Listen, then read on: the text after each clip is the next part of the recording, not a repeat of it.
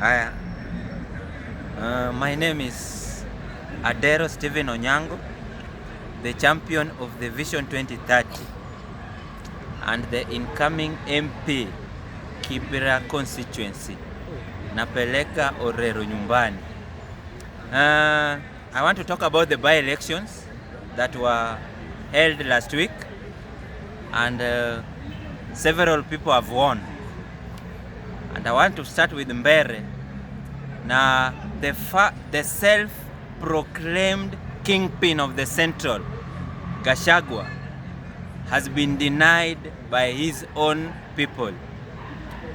When we saw Wamudende clinching the Mbere North MP, and this has just sounded warnings to Gachagua that we don't want you, you are not our Kingpin.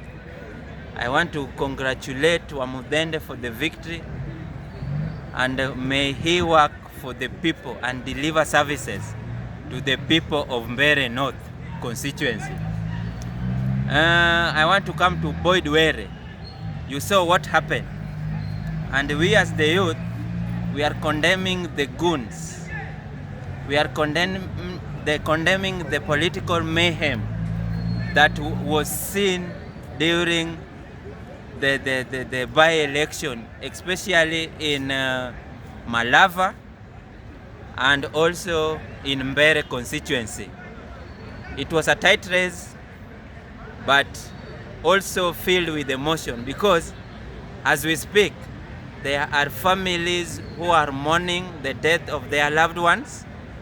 There are families who are in hospitals, unable to pay the hospital bills due to the injuries they faced during the by-elections.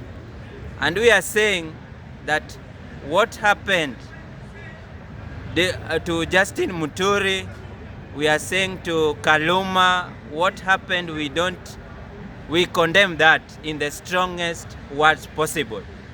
A national leader like Justin Muturi should not have lowered his standard to that level and physically fought an opponent. That is very bad. We are telling Aroko that what you did was also wrong. Fighting an MP because of misunderstandings is not good. And therefore, we congratulate Boyd Were. And we are saying, as the youths, that are just set standards to this nation, that we are going to take over the 14th Parliament comes 2027. Malava, what happened to Panyako's hotel is very sudden. And if it was planned by him for him to get voters' sympathy, then we don't entertain that too. We saw he claimed that his hotel was raided. He also claimed that his cars were completely destroyed. And this thing can go two ways. Is either he stage managed to get the sympathies of the voters, or actually the state did what happened. And if the state did that, we condemn with the strongest word possible.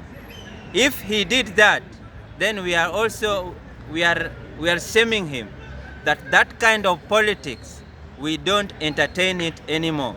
Come with issues, come with people-based interest that will change the living standards of the Kenyan society. We congratulate the wins, and we therefore, as you are being sworn in this week as the new member of parliament, we wish you good luck. I want to echo what President William Ruto said the other day, that the youth should now marry and you should not jump from one club to another. We are saying, Mr. President, it is the economic situation that your government, Kenya Kwanza, has created that limits youth from marrying. How will you marry with a certificate in the house, without jobs, without empowerment, without even hopes for raising a better family? We are saying we want to marry, the youth want to marry, but we want a conducive environment where if you marry, you are not able just to marry, you are able to marry and provide for your family. That comes when you have a decent and a well-sustainable job that is not there. That comes when there is the money flows where you meet your daily needs. That is not there. And we are saying it is up to the government to create jobs, empower youth, and also just not to empower then leave. You can empower a youth, you give him mkokoteni today, tomorrow watu wa Kanjo wameshika. So we are saying, before you empower us, create that conducive environment for the business to thrive. See ati you empower us today, tomorrow Kanjo amechukua vitu, we are demanding, the police are demanding huge sums of amount for us to do even that business. Lastly, I want to talk to Odinga's family. We are saying and we are echoing what Oburu has said, that without the deputy president position, we are not talking. And I'm saying everything is not as planned. But we are saying that is the position of the party's leadership. Respect that, then the Luo's people will give you their voice. To George Natembeya, I've seen you have filed a petition saying that the votes in Malava were stolen and they were actually for Seth Panyako. We saw what happened to you when you were campaigning at Kabuchai ward. You are becoming a big thing in the country. You are setting standards. National figure. You are becoming a national figure. Yeah. And now hata kama Seth Panyako ameshindwa, you have set the stage. We want you are one of the youthful, vibrant leaders that we now see as a nation. Don't be intimidated. Our Wetangula, our Mudavadi, hawana agenda. They cannot speak for the lawyer community. It is you Natembeya. Nimeona Mudavadi anasema hata hiyo kitu ya governor ni uliponyoka tu kidogo, lakini 2027 wanaichukua. Wanawaambia wasahau hiyo. Wao ndio 2027 wanaweza kuwa hiyo cabinet, hiyo prime cabinet secretary pia inaenda. Hiyo speaker ya National Assembly inaenda.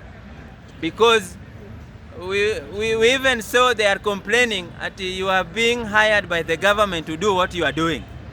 But regardless of so, we are seeing so many intimidation on one George Natembeya, the governor of Trans Nzoia County. We are saying vijana are with you and don't lose focus. One voice, one Kenya, one lawyer nation, one voice, one country. Finally,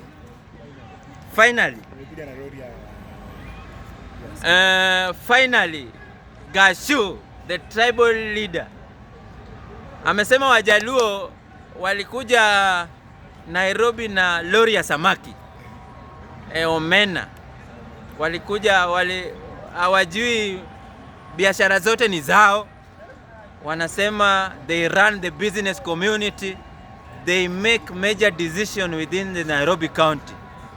And we are saying that kind of thinking cannot be tolerated. Gachagua has proven that he is not a national leader. He fights, he really creates a conducive where community fights among themselves. That's why even he cannot go and mourn Raila Amolo Odinga.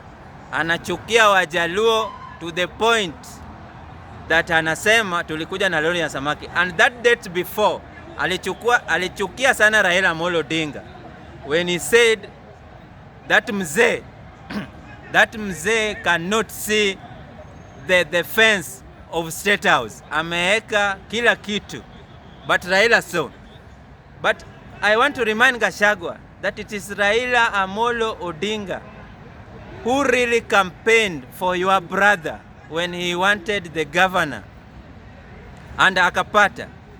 It is Raila Amolo Odinga who came to mourn with you when your